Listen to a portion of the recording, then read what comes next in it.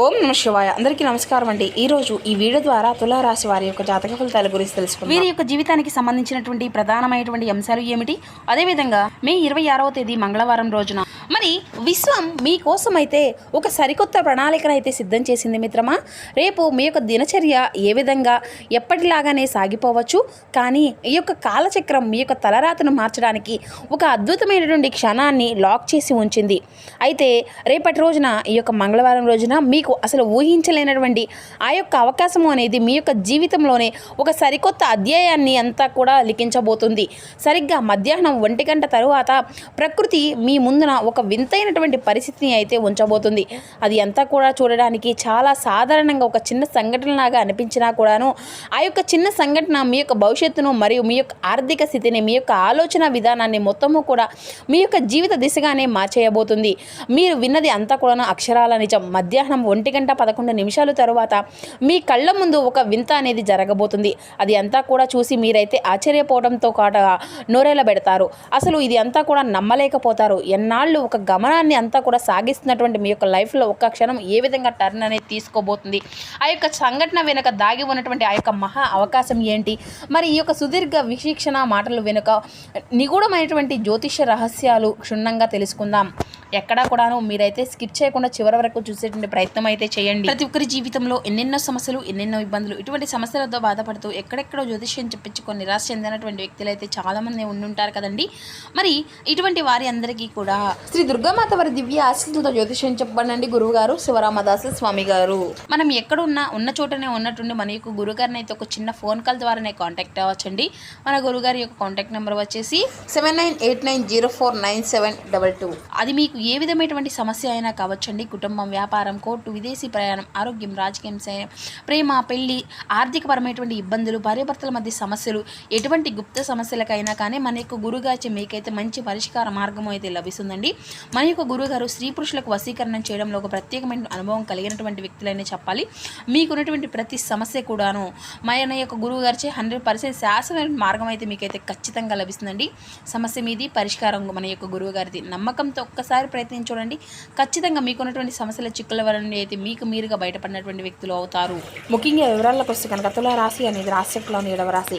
చిత్తా నక్షత్రం 3-4 పాదాలు, స్వాతి నక్షత్రం 1-2-3-4 పాదాలు, విశాఖ నక్షత్రం 1-2-3 పాదాల్లో జన్మించిన వ్యక్తులు ఈ యొక్క తులారాశి పరిధిలోకి వస్తారు. ఈ యొక్క తులారాశి వారికి అధిపతి శుక్రుడు. ఇక ఈ యొక్క రాశి వారి గురించి చెప్పాలంటేనండి, వీరిది లోకం అనేది చాలా విచిత్రంగా చూస్తూ ఉంటుందండి.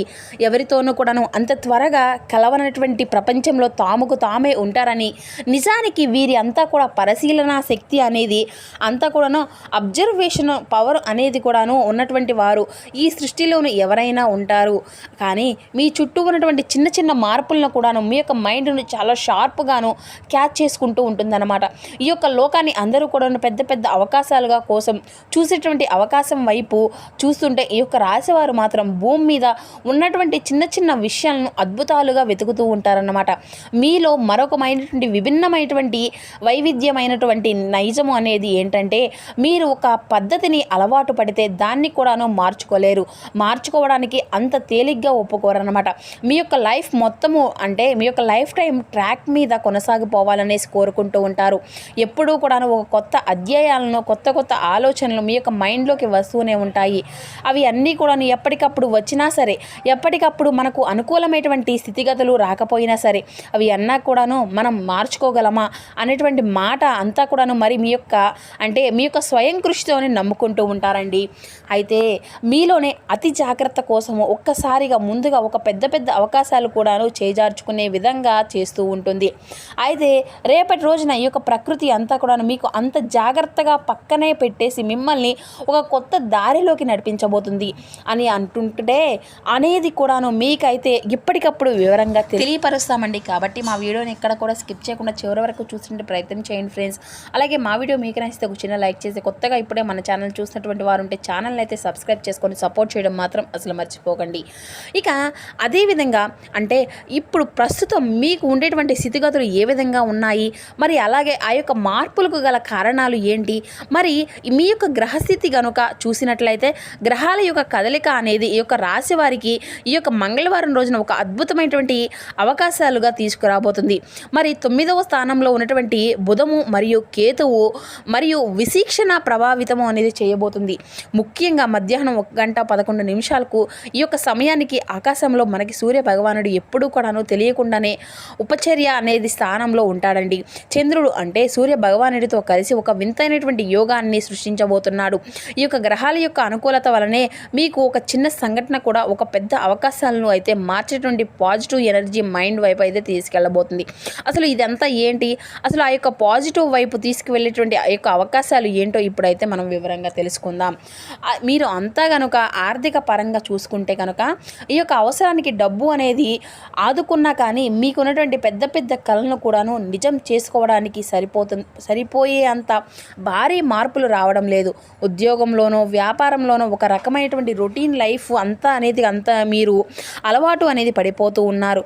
కొత్తగా బ్రేక్ అనేది కోసం మనసు అనేది తీవ్రంగా తప్పిస్తూ ఉంది.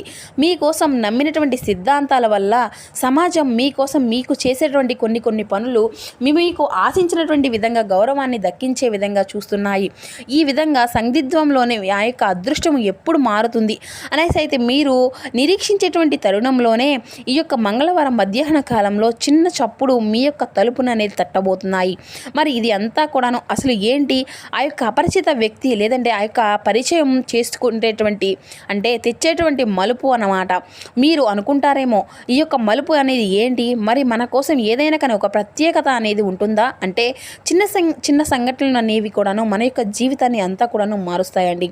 అందులో ఈ రోజున ఒక పరిచయం అనేది పాత పరిచయం తెచ్చేటువంటి మలుపు అనేది అన్ఎక్స్పెక్టెడ్గా మీ యొక్క దారిలో వెళ్తుండడంలోనో లేదంటే ఎక్కడో క్యాజువల్గా కూర్చునేటువంటి వ్యక్తి ఒక వ్యక్తి మీకు తారసపడవచ్చు. లేదంటే హఠాత్తుగా ఒక రాంగ్ నెంబర్ నుండి కాల్ అనేది లేదంటే పాత మిత్రు నుండి వచ్చేటువంటి మెసేజ్ అనేది రావచ్చు.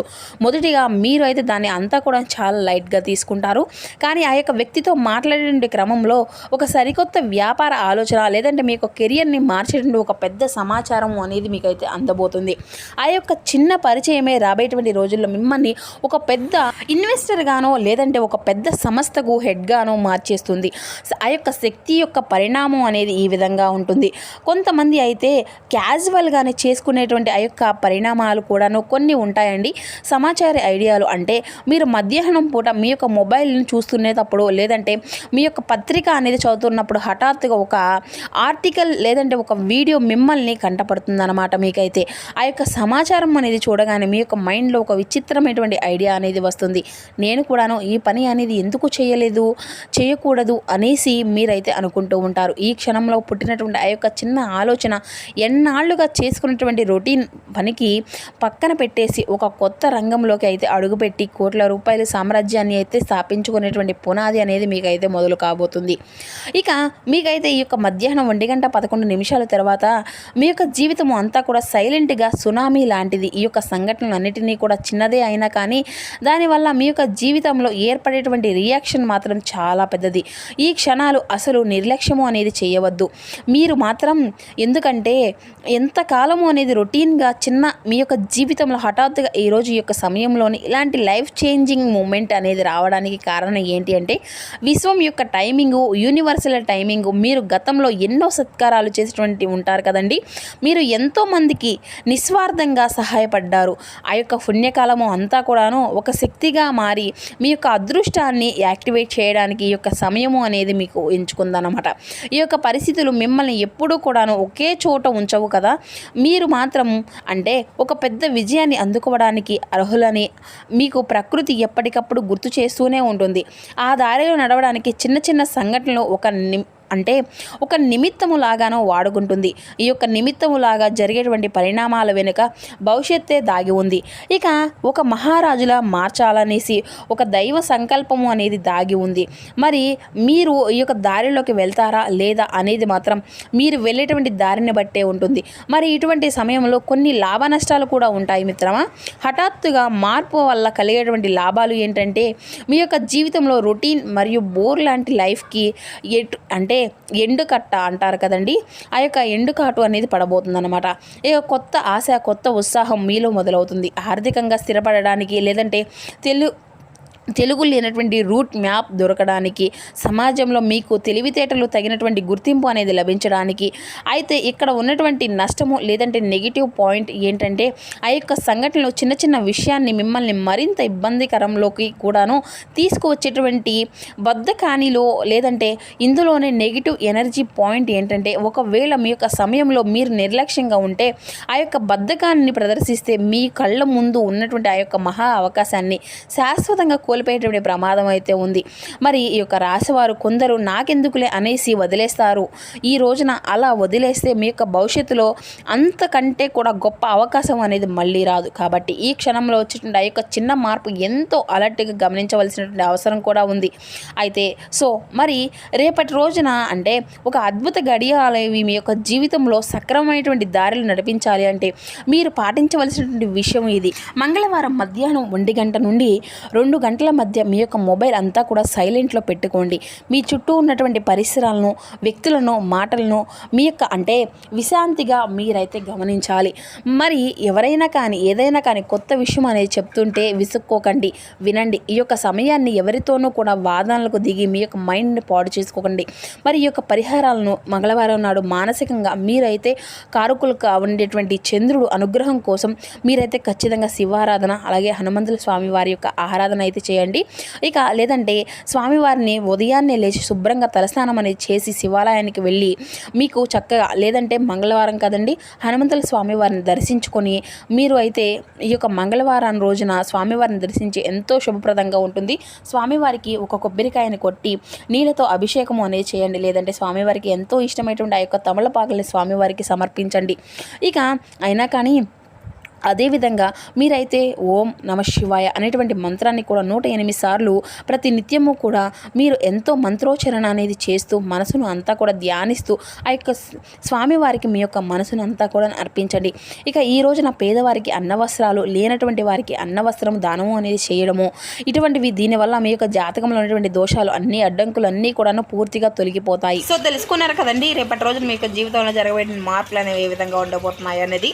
సో మా వీడియో మీకు నచ్చితే కొంచెం లైక్ చేసి సపోర్ట్ చేయడం మాత్రం మర్చిపోకండి friends. Thank you for watching.